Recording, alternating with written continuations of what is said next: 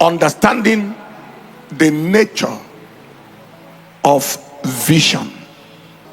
Our objective is threefold. First is understanding the nature of vision. Number two, we'll be defining vision. And number three, we shall understand the roots of vision. Understanding the nature of vision, defining vision, and understanding the roots of vision. One of the most vital necessities or qualities of life is the necessity of vision or the quality of vision.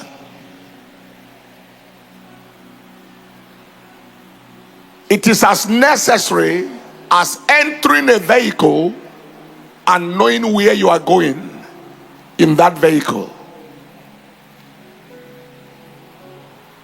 It's as necessary as entering the university and knowing what you went to study in the school. That is how necessary vision is to life. As ridiculous as it will be for someone to enter a vehicle without knowing where he is going, or to enter a university without knowing what he went to study, that is how ridiculous it is for somebody to have life without knowing why that life is. Now, there are several things I want us to understand about the nature of vision. Number one, and that is more or less on the necessity of vision. Number one, life has meaning with vision. Life has meaning, or life is only meaningful with vision. That is the same way that the journey has meaning when you know where you are going. The meaning of that is, without vision, life lacks meaning. Life is meaningless without vision. Number two, life is exciting with vision. Exciting. Nothing provokes excitement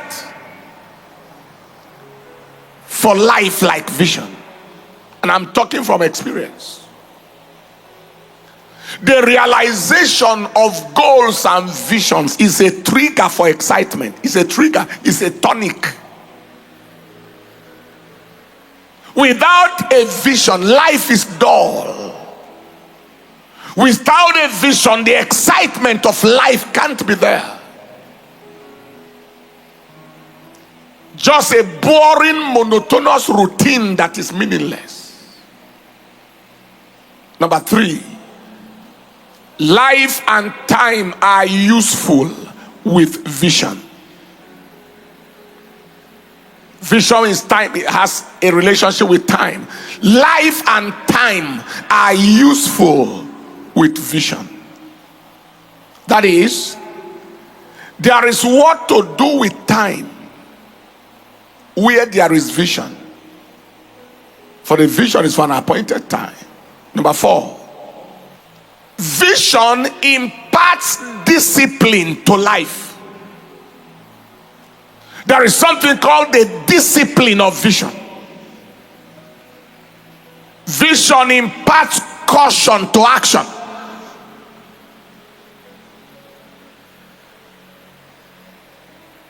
Young man wants to graduate to the first class. He became disciplined from day one of entering the university. Number five, choices in life are directed by vision. Choices in life are directed by vision. Finally, number 6, opportunities are maximized by vision. When you are a person of vision, life's opportunities are maximized. You maximize opportunities.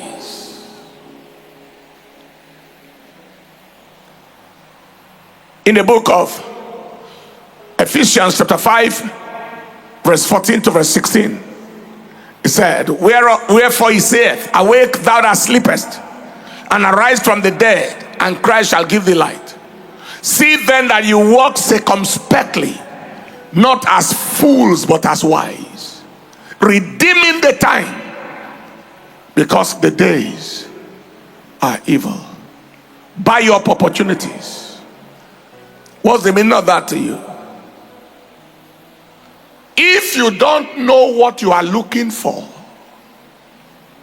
you will not recognize it when you find it. If you don't know what you are out for in life, when you meet it, you won't recognize it. So opportunities will be passing like that, because you are not out for anything in particular. God wanted to change your life, you are not aware. The answer to your prayer arrived, you are not aware. Now, what then is vision? Number 1, vision is a clear understanding of the destination towards which life is headed. A clear understanding of the destination towards which a person's life is headed. You have a clear understanding. This is the direction that my life is heading. A clear understanding.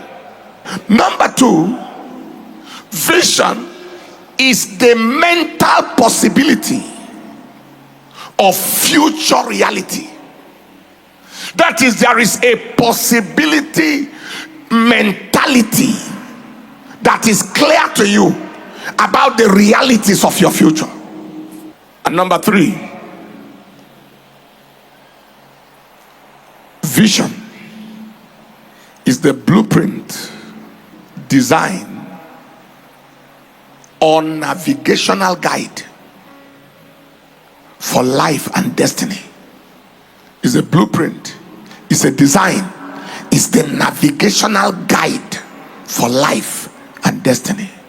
It's a blueprint, it's a design, it's a navigational guide for life and destiny. David captured it.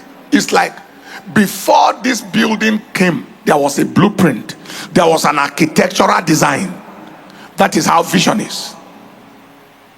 Things happen twice: first in the realm of vision, then in the realm of reality. First in the realm of design, architects know that, then in the realm of the development of that design. That's how vision is. What are the roots of vision? That is, how does vision come? What do I do to arrive at vision?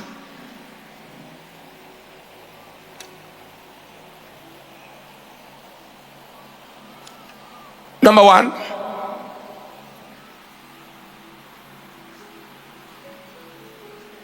how does vision come? 1, by the voice of God's direction at the place of encounter. The voice of God's direction, where God clearly spoke to somebody, like Abraham. Genesis chapter 12 verse 1 to verse 5. Get out of your father's house to the land I will show you. The voice of God's direction. Number 2, by the discovery of life's purpose at the altar of prayer. The discovery of life's purpose. The direction can come at random, that can fuel vision.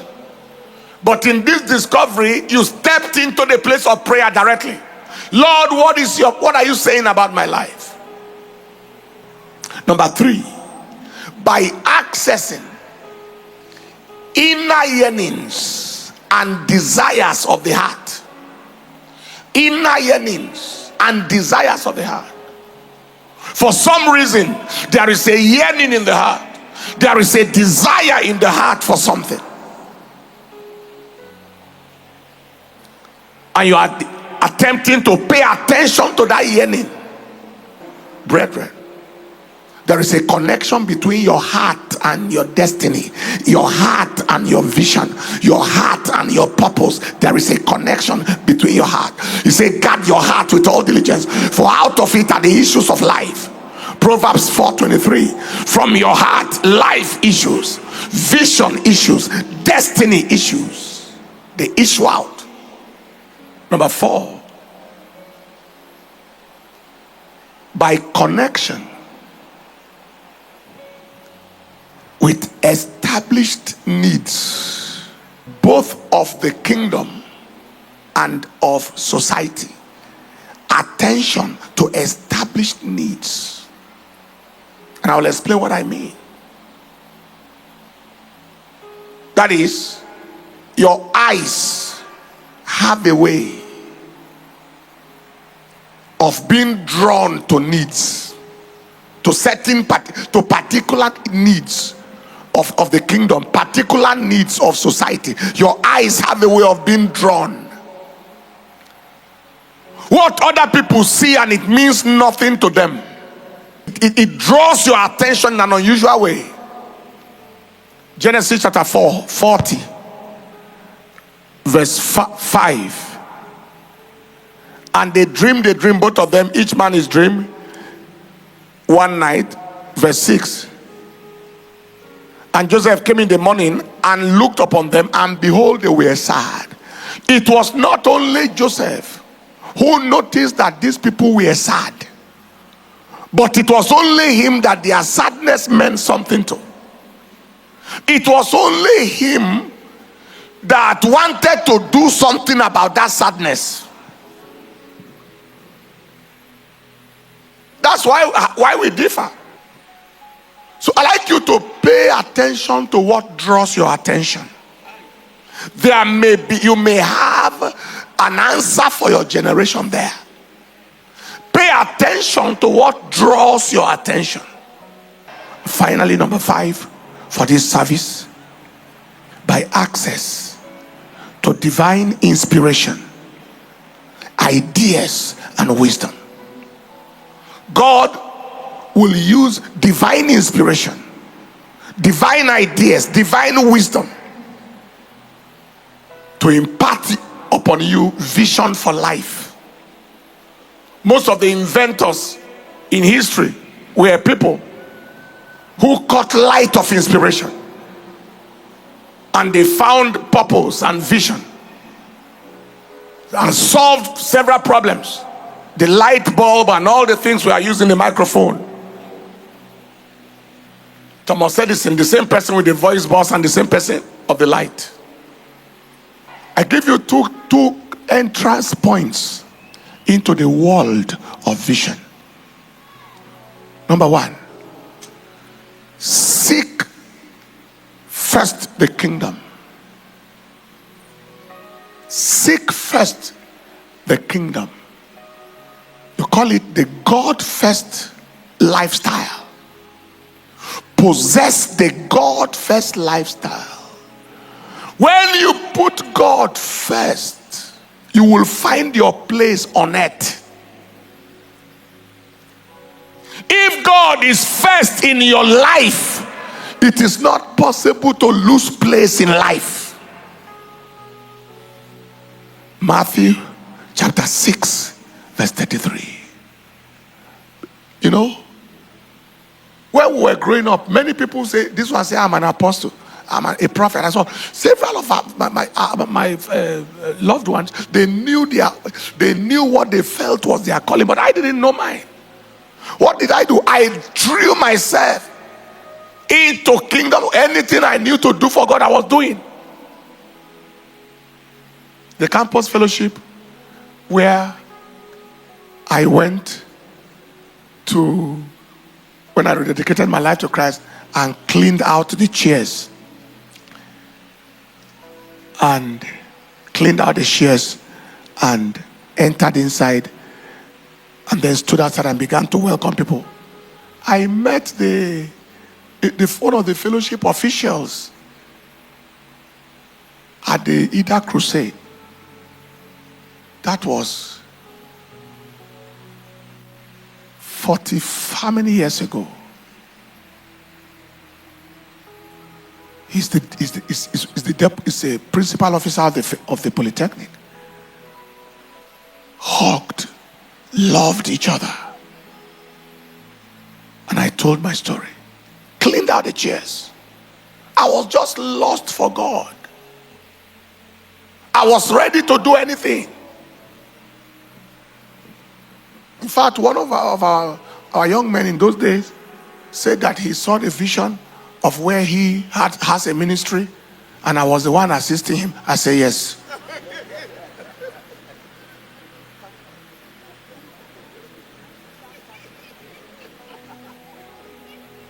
Because I didn't know what was my own vision. But when it was time, we rode motorcycle into the bush. When it was time, we did this, we did that. And when it was time, heavens opened and the light flooded. And it is clear today. We landed in Otukpo with a chopper. We landed in Ida. They went and returned back to refund us back to base. I told my wife, I said, if you are ready to go anywhere for God, He will make anything available to help you get there. He will just make anything. Just be ready to go anywhere for Him.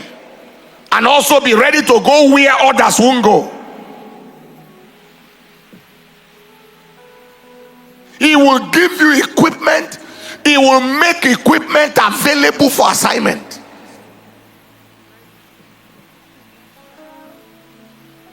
Are you hearing what I'm saying here today? That is possessed. When we are talking about this evangelism agenda now, be lost in it. There are many people who will find purpose. You will find destiny. You will find your life lost in this field of soul winning. Lost in this kingdom assignment. You will find your life. You will find your destiny. You will find purpose. He will connect you. It was on the assignment that I found my wife. Praying for a wife was not on my schedule. If you find God, ask Him. And at that time, it was on campus. It was very fashionable. When you saw this man, this is the girl he wants to marry. When you see this one, everybody was in pairs. Most people. I'm not talking of unbelievers. I'm talking of in fellowship. You know, this one is for this one. This one is for this one. It happened in your school too. Oh yes. I was alone. Sete, one of my friends pitied me. That you don't have anybody. Then he saw vision for me.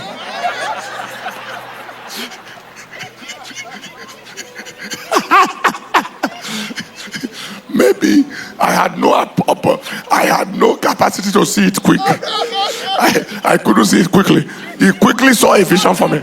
He said, I saw it clearly that this sister is your own. That sister is not here. You know, and I was just there. It was God who drew my attention. He said, because of the rate you are going and doing my work, I want to show you who will accompany you in this assignment. You know what he said? He said, I don't want you to come to the point where you get confused. Where you are seeing a lot of people and you are wondering which one among them. That is my encounter with God. I don't want you to come to the point where you get confused. He said, at the rate I'm taking you, you are going to encounter many people, men and women, and they will come around. I don't want you to be confused. So settle it now. Then I began to settle it. Lord, so what is it? Who is it? Within a period of 7 days, it was coming piece by piece. The person is like this. The person does this. The person is like this. By the time it came together, I know the person now. But I have been praying for the person to get a good husband. You see, there are people, the first day they land in church is when they are looking for a wife. They are looking for a husband. They are looking for contract. They are looking for money. They are looking for blessing. What have you done for God? Possess the God first mentality. And number two, deliberately ask God to unveil your purpose and assignment in life. So unveil. Deliberately ask God. Deliberately, desperately. I will stand on my watch. I will watch to see what He will say. You take time out from time to time. Lord, am I on course? Lord, am I doing what you want me to do in my life? Lord, is there anything you are saying further I have not heard? And He will say it from level to level, from point to point. It is a new day. Lift your hands and you are going to tell God, Father, grant me the fire for kingdom assignment. Fresh fire to work for you like never before. Amen. Fire for kingdom assignment. Fire to work for you. Lift your hands and say after me, say, Father, I ask for the impartation of fresh fire for kingdom assignment. Fire to work for you. Zeal and fire to work for you like never before. I receive it now. Lift your voice and pray.